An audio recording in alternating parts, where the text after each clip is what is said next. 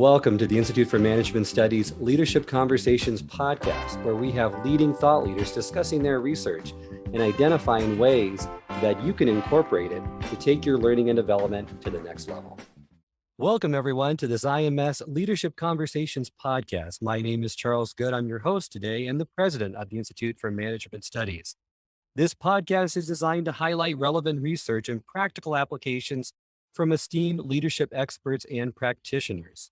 Today, I'm delighted to be joined by Stacey Hanke, who is the best-selling author of 2 books, Influence Redefined, Be the Leader You Were Meant to Be Monday to Monday, and Yes, You Can, Everything You Need to Know from A to Z to Influence Others and Take Action.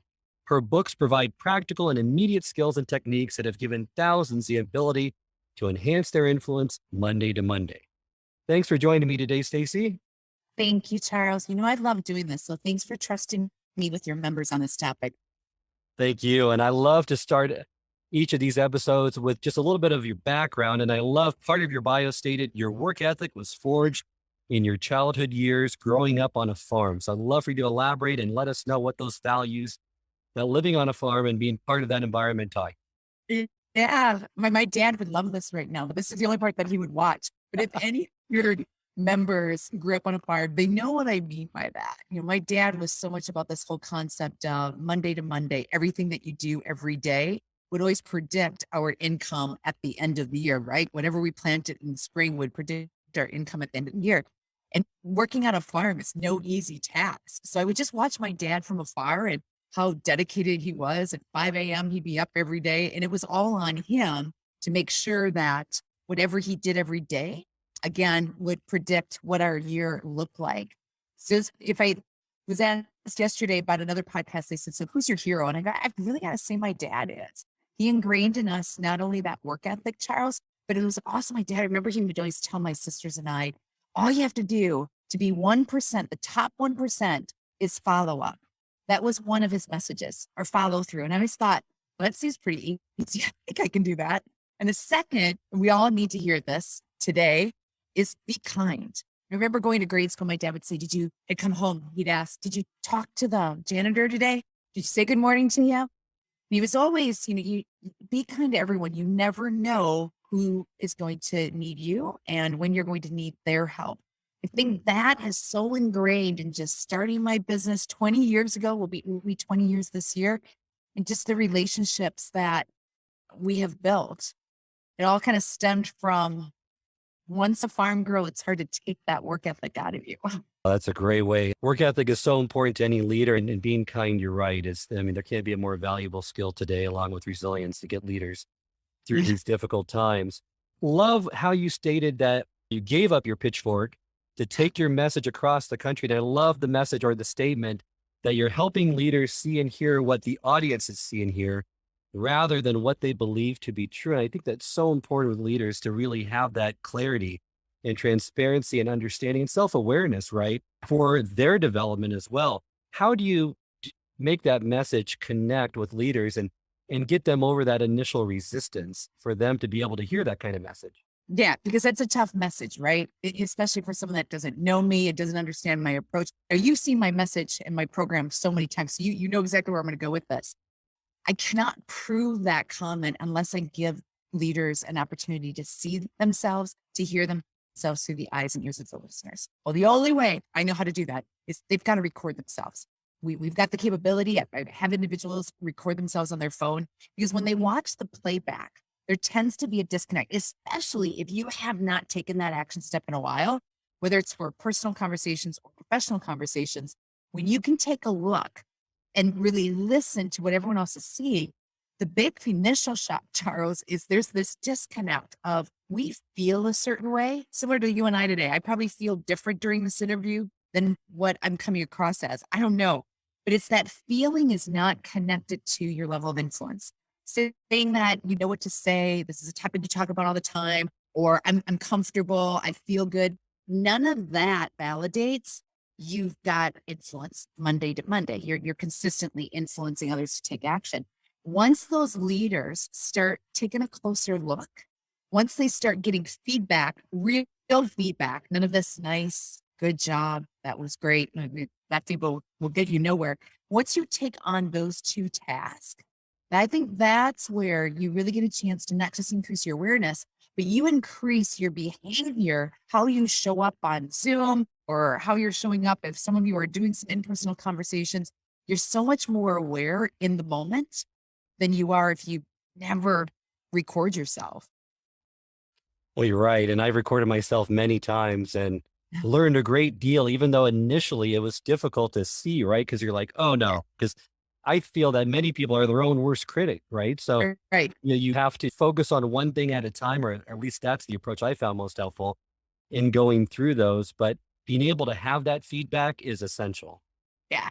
Because without it, and I know leaders, especially, I get this a lot from my clients. Once I start climbing that corporate ladder, or I get to a point in my career, no one tells the VP of sales, for example, that he or she takes too long to get to the point. Instead, it's so much easier to just say how good that person is. That's the piece that's really tough is the feedback. Or I hear even too, Charles, it depends on a company's culture. Many times I'll hear individuals say, our culture is very nice, which is fine. So then it's more of a training. How can we teach these leaders how to give constructive feedback, how to set up and prepare for the feedback so it's not seen as something you did something wrong and now I have to correct it. It's more, no, we value your position. That's why you're the VP or whatever director, whatever position you are, and you're the face of the company. And what I mean by that, Charles, is every single person listening to this interview right now is under surveillance 24/7. We're always under surveillance, and influence is more than sights and sounds. It's every time we show up and how we come across. So the feedback and the recordings is absolutely critical for someone to really take a closer look, to be able to make a change. You're right. And not only the leader needs to want that feedback, but you're right. The culture of the company needs to be structured in such a way that it also encourages that as well. And why don't we go ahead and define, or why don't you define for me what you mean by influence and those 6 parts in a little more detail? Right. And that's why the book is called Influence Redefined. Is I spent about 3 years researching that book to really hone in on what is influence. It really comes from the individuals that I've worked with over the years. It's body language and messaging. They have to be consistent Monday to Monday. Now, this is important in the world that we're living because I've noticed individuals that I know personally, how they show up here virtually is different than when they're in person. You're right. Anytime you're showing up a little differently, people start guessing. And once you're inconsistent, they start to question your trust. Think of consistency really eliminates doubt in your listener's mind. That's one definition. The other side of it that you've heard me say before is influence means you have ability to drive people, to move people to take action long after the interaction has occurred. I mean, look at how long you and I have known each other, and our relationship just didn't get bonded, created in for one interaction. It's a series of how you interact with individuals that it's the same, it's consistent. My coach always says to me, Stacey, make sure that when you're interacting with someone, that there is always that call to action. That's part of moving the conversation forward. Think of every interaction is to be set up for an invitation for the next conversation. That's a great way of looking at it. I love that. Yeah. Well, it's so diverse with influence and impact and what people mean, but I love your definition of it. Love the book. A lot of great insights around that. Let's talk about some of the myths around influence. But before we do that, try to give me some more clarification or understanding, because I know influence is different virtually than live and in person. In what ways is it more difficult to attain that same level of influence? Yeah. I think the first big challenge is you're hearing a lot of people are tired of the Zoom. And I don't think it's technically Zoom fatigue. I think they've just experienced some really bad meetings. Maybe they weren't interactive. They were just ahead. They had no interaction with the person they're talking to. The first challenge is the lack of interaction that we do. And if you could just take a step back and reflect on how do you interact when you're in person? Maybe it's even just interacting with your family or friends on the weekends. How can you take your natural behaviors of what you do in person and how can you do the same thing here? My goal is always to make you feel like I'm sitting in a room next to you. Now it's another part of the setup. And I know this is crazy because we've been here for 2 years doing virtual. I'm still helping people with the virtual setup. And you and I you're seeing a lot of me, right? I'm about mid stomach right now that you get to see all of this versus a lot of times people show up with literally, it looks like their head is resting on their desk. Well, you would never do that in person. The setup is huge. The interaction is key to make sure that you're not the only voice. And then the third is you've got to really be able to adapt your message these days. I think the more you can adapt to where they are sitting today, what's on their mind, what do they think about, what is their challenge, the more you can do that, the more you're going to keep their attention. Focus on your listeners' why. Why did they show up? Because they didn't have to show up, but make it worth their time to, again, invite that next conversation, right? We want to drive interaction for a long time. We want to drive that influence for a period of time versus just one interaction. I can attest to some of those challenges. I mean, we've run over 400 virtual offerings in the past few years, and engagement is always an issue virtually, right? Is trying to identify their why and trying to get them to connect, to communicate, because it's so much easier live and in person when you have that audience than it is when they're in the background, not with their cameras on, right? And they're trying to listen to a program and maybe they're only partially paying attention. Yeah. So it's definitely a challenge. There's so many challenges I'm hearing now from clients. Some of our clients that are starting to do some in-person conversations, they're sharing that been here for 2 years and now I go in person and there's a level of vulnerability because again, you can only see so much of me. They're realizing, whoa, when I'm in person, I can't see myself anymore, right? Not that you're constantly staring at your tile here, but it is different, yet it's the same. Meaning create the same behaviors, think through your message like you would do in person. I know, Charles, if you agree, when we first started the lockdown, we were really lenient with how people showed up. And that was legit because everyone was trying to figure out, where's my space? How do I do Oh, this? you're right. 2 years into it though, your name is on everything that you do. Every interaction is an opportunity to enhance your personal brand or jeopardize it. And once you start jeopardizing it here, it's going to be tough to gain that trust when you do get outside of your tile. No, I agree. I mean, we have, a lot of issues in the last 6 months, or everyone's had up their game, right? Because there's a lot less margin of error for the audience that's coming to see us, right? They don't want the technical issues, the audio, the video. They don't want the distractions in the background. They want an engaged learning experience. So you're right. I mean, that latitude that we've given them initially has gone away. And it's also caused us to up our game to keep up with those times and to keep people engaged, because the level of engagement that we've seen in the last 6 months, I mean, it's harder to keep them engaged now than it was 6 months ago or 12 months. I agree.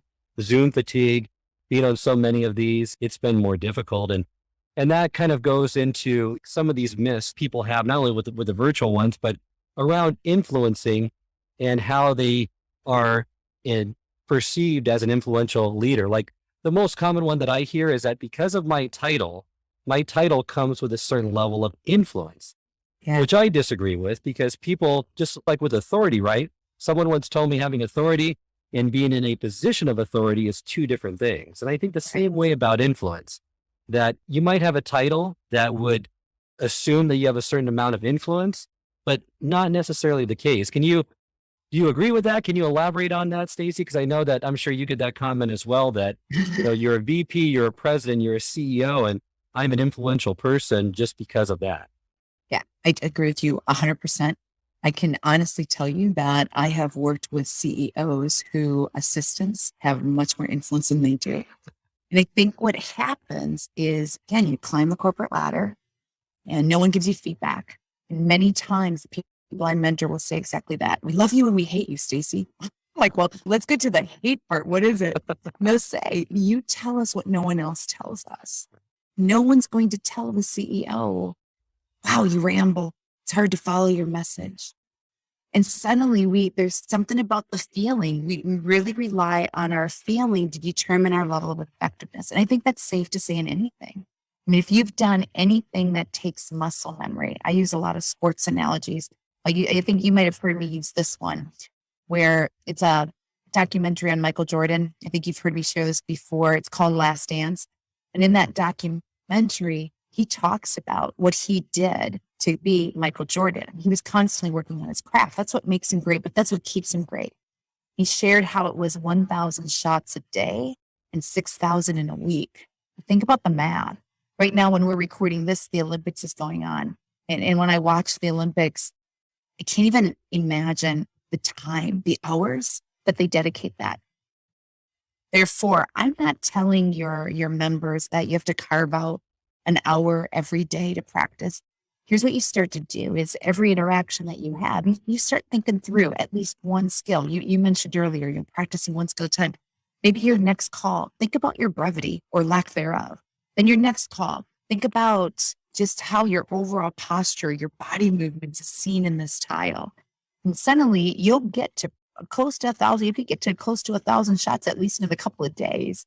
My point being, you have to make the shots in order to get past that. This is how I feel versus really how much influence I have. You've got to do the work. That's great. I mean, I remember an interview by Will Smith, the actor, and he said, and he tells the story about a treadmill, right? And he said, there's two things. I mean, if you and I get on a treadmill together, there's two results.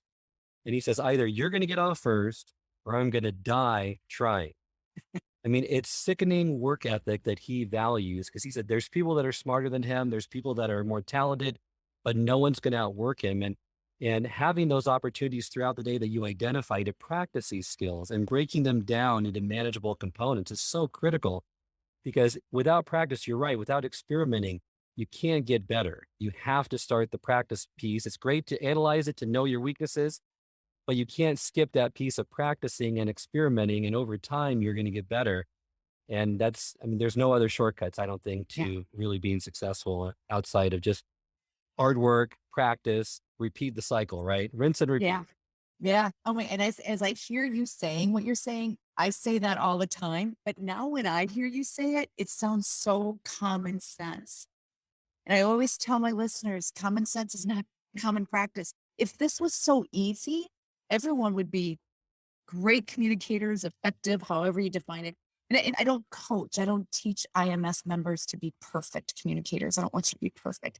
It's more about being conscious that when you're in a conversation, whatever that conversation is, you recognize when you're either saying something or your delivery is a distraction rather than an enhancement, and that you're able to change it on the fly.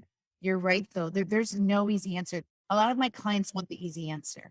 Can you give us just one way? What is one way to do it? Well, there's not one way, because you and I are different. You've got to try it on over and over. Because the other big hiccup is, let's say brevity is something that you're working on and you accomplish that. Well, you're going to get comfortable again, and you'll start going and creating new bad habits. Without recording yourself on a consistent basis, you don't realize when bad habits have now creeped in.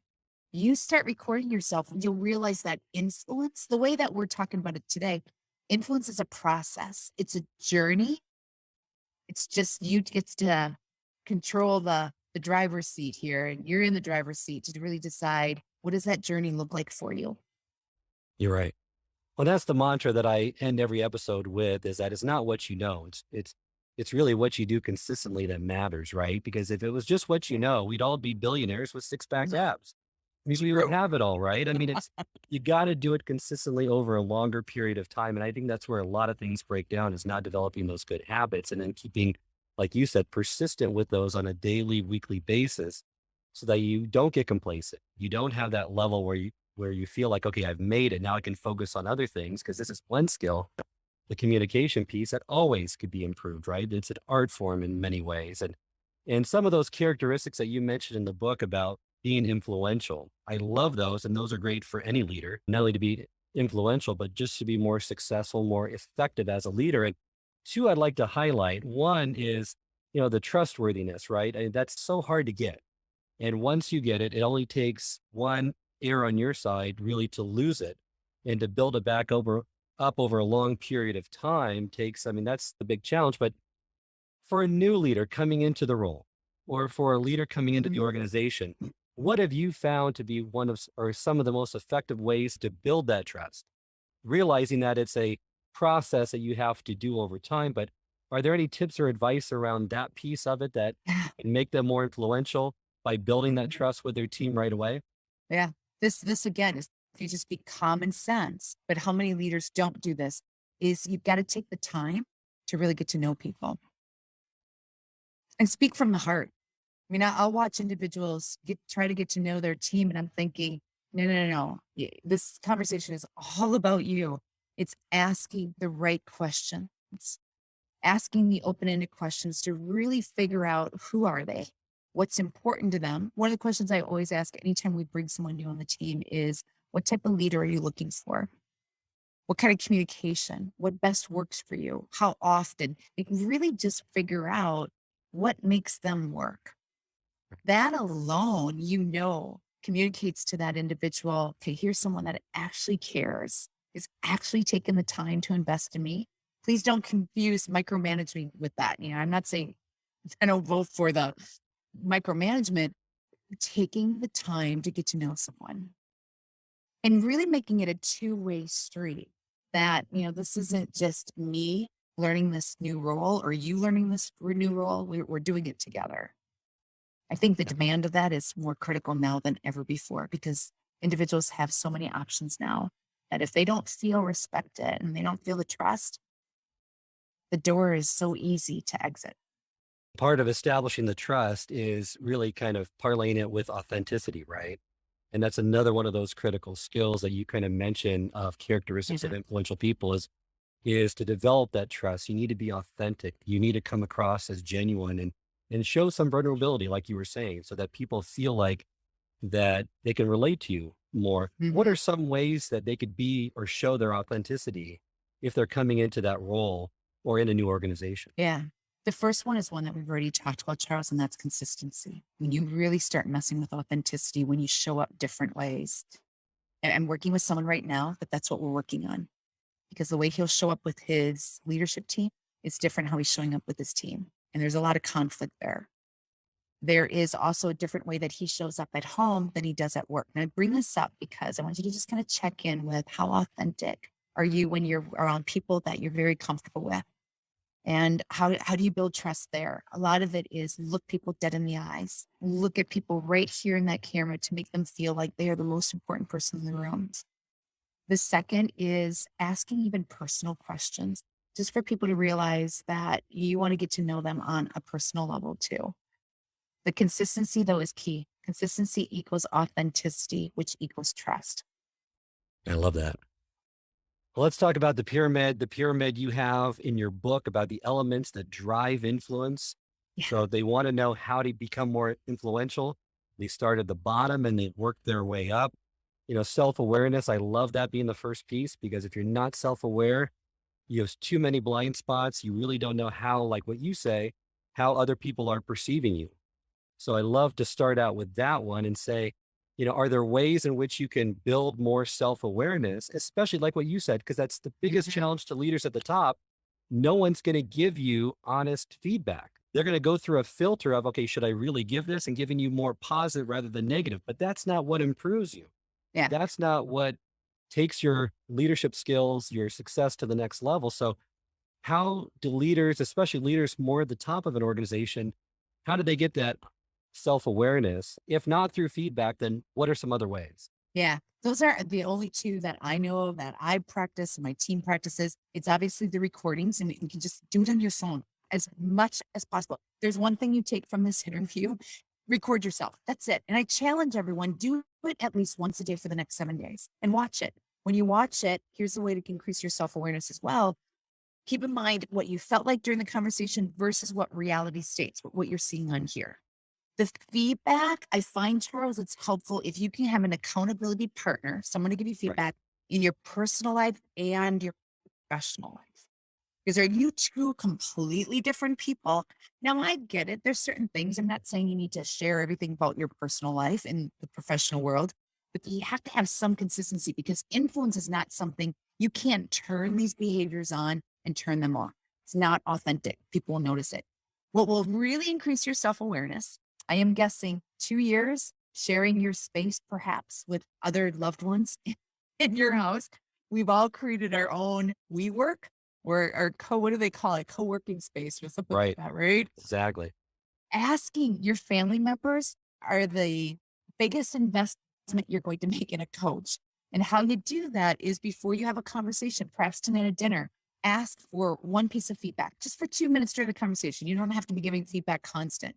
That's also what helps increase the self-awareness of how you set up the feedback up for work.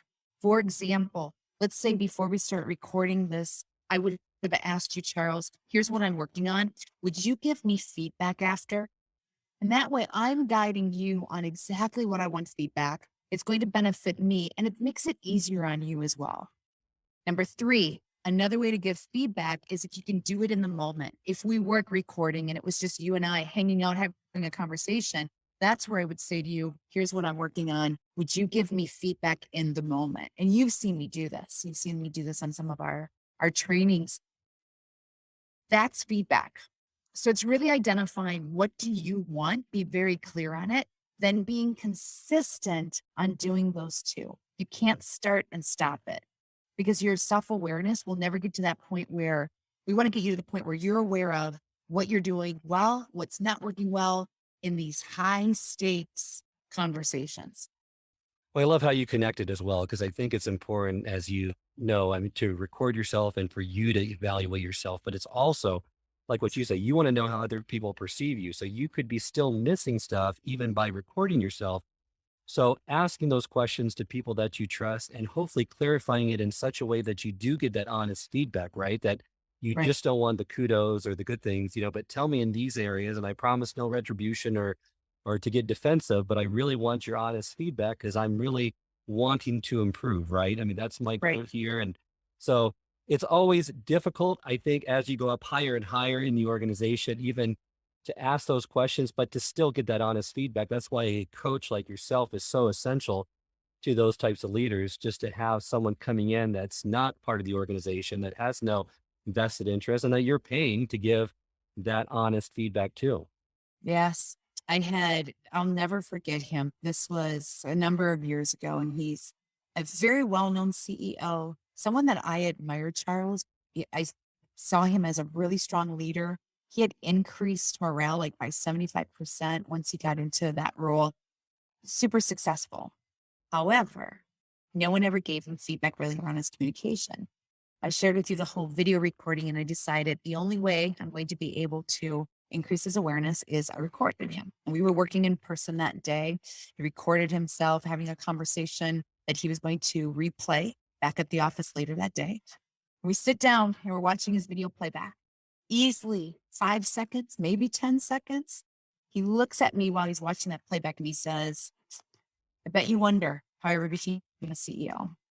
And it was an awkward moment when I asked him, well, where's that coming from? He said, well, I watched the playback. I realized no one on my executive team has ever given me feedback. When I asked him, what are you going to do with this? His response was, I'm firing my executive team. But if it's anyone, this is not just for the top of the top or someone brand new in their career. Me included in this comment, we all speak to when y'all lot throughout the day. We all can use improvement. So I think it's having that attitude, right, where you want it as well. I mean, that, there's certain leaders that may not even want it and they stop growing as a result. So I think that's so critical as well. So this pyramid, it starts with self-awareness, next step is consistency, then reputation, adaptability, and then the impact. So how long to get through? I mean, it sure depends on the person. Right. But if you feel like, do many people start at the beginning? Do you always recommend them starting at self-awareness regardless if they're farther along the path than others? Or what is the best approach to take as someone goes through these steps? Yeah. Those are the first two, self-awareness and consistency is the only order that I recommend people follow. From there, all the other elements is what I refer to them as. It's going to depend on what happened with the self-awareness. And think of the self-awareness. We start there because it's a baseline. It's going to your tennis coach. You haven't gone to a coach for 10 plus years. And the first thing they'll ask you to do is we need a baseline. Serve a couple of times. I just want to see your form. And once that coach starts evaluating, now we're at a base, right? So for you to be at that base of, okay, here's what's working for me, here's what's not, based on what I know, now you have to be consistent with how you practice. And from there, you're jumping around that model just based on, because I've worked with individuals who may not have a lot of self-awareness of how they come across, but yet they have impact. The power there is, well, they don't even realize their strengths. And everything that they're doing well with how they show up and their messaging is actually having impact and they don't even realize it. So I know we've been kind of talking about what you can prove if you're weak at. The benefit of recording yourself is also recognizing, wow, I didn't realize that is actually one of my strengths. I probably should continue to work on that as well. Well, you're right. Amplify your strengths, right? Instead of just working on your weaknesses. And many people, I think, are their toughest critics. So they're going to look at their weaknesses and say, Right. oh, no, I got to do this. I got to do that. But I mean, that's so important and critical as well, just to identify, okay, here's something I feel like I'm good at. And I've gotten some feedback from others that validate that. And Hmm. how can I amplify it even more, right? How can I make my Right. being better in those ways? Because in many super successful leaders, it's taking one or two strengths, combining them in such a way that now you have a competitive advantage, right? And not focusing on building the other areas up. Hmm. And that's I what we agree. really dig deep into to really figure out, well, let's enhance your strengths. That's going to be my first task with anyone because weaknesses, I always joke about, I'm not good at accounting. I don't do accounting. You hire someone else to do accounting. And I'll even recognize with someone's communication, there's certain things that just don't work for them for whatever reason, but they're not as noticeable when we can really focus on the strength as well. That's a great way of putting it. Well, as we reach the end of this episode, I always like to end with a call to action. So, Stacey, is there one thing that you would recommend leaders listening to this podcast to start first? Yeah. I think I know what it is, but just why don't we You know what it is, right? reiterate it just one more time? Just we want to just make sure this point gets driven home. I say record me because even if you can't really ask for feedback first, because you might not be able to set it up the way that will give you the greatest value because you haven't seen yourself through the eyes and ears of your listeners, I would do that. And I guarantee if you make that part of your development on a regular basis, you'll make changes really quickly. That your leaders, your members will see the benefit. You'll start to wanting to do it perhaps with your children, depending on their ages. Not that, all children could use it, but also on your teams. And what a powerful role model to focus on their development, that communication's the core to everything that we do. Probably more essential now after these last 2 years than it's ever been. I would agree. Any resources you can provide our listeners regarding their influence or any recommended readings, including your book? Yeah, obviously mine, right? But I'm not going to just give mine. I'll give mine first, only because we've got a lot of resources on social media. I know you're following us too, Charles. And it's on our website. It's Stacey with an EY, HANKEINC.com. A lot of complimentary material that we share. Another one, only because you brought it up, we talked a little bit about trust. Check out my good friend, David Horsager. It's spelled Horsager. And he is known as the trust guru. He's written several books on that piece. That's one. And I'll give you one more. There's another friend of mine. His name is Phil Jones. He talks a lot about words that matter. He's written a couple of books about that concept. He even just wrote a children's book about it for kids. I think because those two elements, both Phil, David, and I, kind of cross paths in the work that we do.